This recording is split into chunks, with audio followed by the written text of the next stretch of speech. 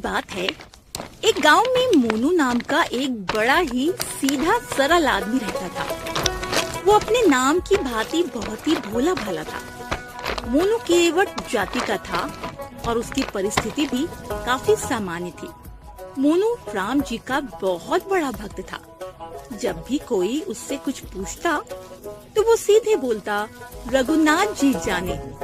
वो राम जी के अलावा किसी को जानता ही नहीं था। गांव में रघुनाथ जी का मंदिर था। वो हमेशा वहीं आया जाया करता था। एक दिन मोनू मंदिर से घर की ओर जा रहा होता है। तभी उसे गांव का एक व्यक्ति रोकता है। अरे मोनू भैया, क्या हाल है? सब रघुनाथ जी की कृपा है। भैया, अरे मैंने सुना है आपकी बेटी राधिका विवाह योग्य हो गई है। आप उसका विवाह क्यों नहीं करा देते? मैं तो कोशिश कर रहा हूँ, बाकी रघुनाथ जी जाने। वो तो ठीक है मोनू भाई, लेकिन पिता का भी एक फर्ज होता है। भैया, कोशिश में तो लगा हुआ हूँ, बल्कि एक लड़का भी देखाया हूँ और वहाँ बात भी तय हो गई है। लेकिन वही है कि आजकल हाथ में पैसा ही नहीं है और बिना पैसे के विवाह करना असंभव है भाई। मोनू भाई, यहाँ एक सेठ हैं, गिरधारी लाल। उनसे आप विवाह के लिए रुपया उधार ले लो। विवाह के बाद कमा कर रुपया चुका देना। कम से कम बिटिया का विवाह तो होगा। तुम सही कह रहे हो भाई, मैं अभी जाकर उनसे बात करता हूँ। काम बना तो ठीक, नहीं तो रघुनाथ जी जाने। व्यक्ति की बात सुनकर मोनू केवट सेठ गिरधारी के पास गया कुछ उधार रुपए मांगने। राम राम सेठ जी। राम राम मोनू, राम राम। आओ बैठो, बताओ कैसे आना हुआ? सेठ जी, मेरी बिटिया विवाह योग्य हो चुकी है और उसके विवाह के लिए 1 लाख रुपए उधार चाहिए थे। 1 लाख रुपए मिल जाएंगे मोनू, मिल जाएंगे। लेकिन एक बात ध्यान रखना, उन 1 लाख रुपए पर मैं हर साल जब तक तुम पैसे नहीं चुका देते 20% ब्याज लूंगा। मंजूर है? सेठ जी, सब मंजूर है। मंजूर है? ठीक है, फिर आगे की लिखा पढ़ी कर लेते हैं। सेठ जी ने ब्याज की सामान्य दर तय की लेखा पढ़ी हुई। उसके बाद मोनू रुपए ले आया। उन रुपयों से मोनू ने अपनी बेटी का विवाह धूमधाम से कराया। बेटी का विवाह हुआ, बेटी ससुराल को विदा हुई। उसके बाद मोनू ने घर छोड़ दिया और ज्यादातर समय गांव के रघुनाथ जी के मंदिर में बिताने लगा। इधर दूसरी तरफ वो काम के कर्जे का पाई पाई बटोरने लगा। 1 साल के अंदर ही उसने सभी पैसे बटोर लिए और वो रुपया लेकर सेठ जी को वापस करने पहुंच गया।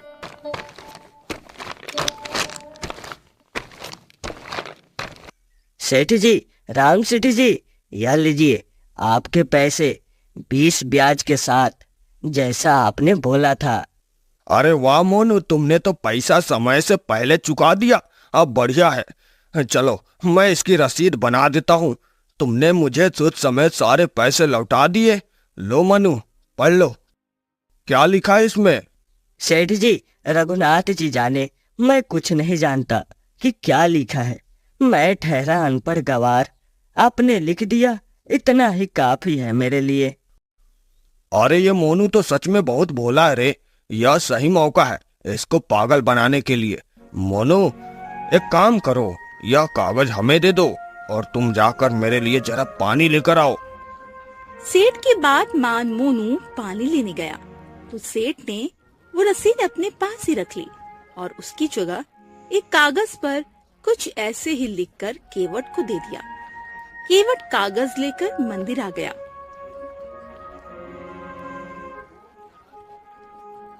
उसने रसीद रघुनाथ जी के चरणों में चढ़ाकर अपने कमरे में रख दी। अब वो बेफिक्र हो गया था। एक दिन मोनू घर की ओर जा रहा होता है, तभी सेठ गिरधारी उससे रोक लेते हैं। अरे मोनू, ओ मोनू, और रुको रुको। हाँ सेठ जी, बताइए। अरे मोनू, मैंने तुम्हें कुछ दिन पहले 1 लाख रुपए दिए थे, तुमने वह अभी तक लौटाए क्यों नहीं?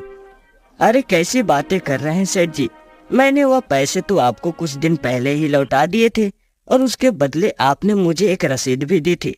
भूल गए क्या आप? अरे कैसी रसीद? मैंने कोई रसीद नहीं दी थी तुम्हें। देखो भाई देखो, यह मोनू मुझसे पैसे लेकर लौटा नहीं रहा और मांगने पर इधर उधर की बातें कर रहा है। सेठ जी, आपको क्या हो गया है? आप झूठ क्यों बोल रहे हो? मैंने आपको पैसे लौटा दिए थे। मैं झूठ बोल रहा हूँ या तुम? मैं सच बोल रहा हूँ सेठ जी, आप झूठ बोल रहे हो, रघुनाथ जी की कसम।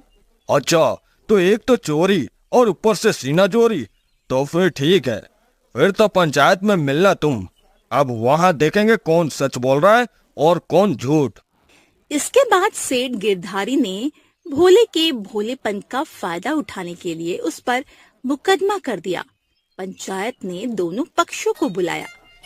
हाँ बताइए, क्या समस्या है? सरपंच साहब, इस भोले ने मेरे से 1 लाख रुपए लिए थे और अब वापस नहीं दे रहा। मांगने पर कहता है कि मैंने रुपए चुका दिए हैं।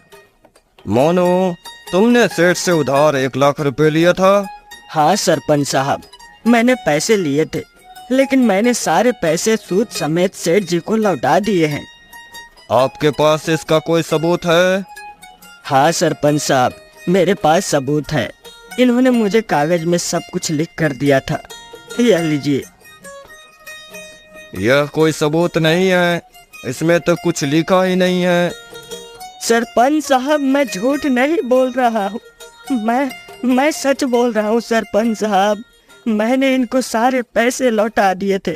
इसके बदले में इन्होंने मुझे इसी कागज पर सब कुछ लिख के दिया था। ठीक है भाई, रो मत। तुमने जब सेठ जी को रुपए दिया था तो क्या तुम्हारे और सेठ जी के बीच में कोई तीसरा था? सत्य कहता हूँ सरपंच साहब, मैंने जब सेठ जी को रुपए दिए थे तो मेरे और सेठ जी के बीच में रघुनाथ जी के अलावा कोई तीसरा नहीं था सरपंच साहब। ठीक है, तुम जाओ और अगली सुबह आना। लगता है रघुनाथ कोई गांव का व्यक्ति है जो इन दोनों के लेन देन में शामिल था।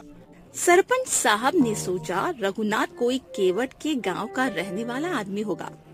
उन्होंने अपने खर्चे से रघुनाथ के नाम पर समन जारी कर दिया। चपरासी पूरे गांव में समन लिए घूमा, लेकिन उस गांव में रघुनाथ नाम का कोई आदमी ही नहीं था। चपरासी परेशान हो गया। इसी दौरान उसे एक व्यक्ति मिला। अरे भैया जरा रुको, इस गांव में रघुनाथ नाम का कोई व्यक्ति रहता है क्या? इस गांव में तो रघुनाथ नाम का तो कोई नहीं है।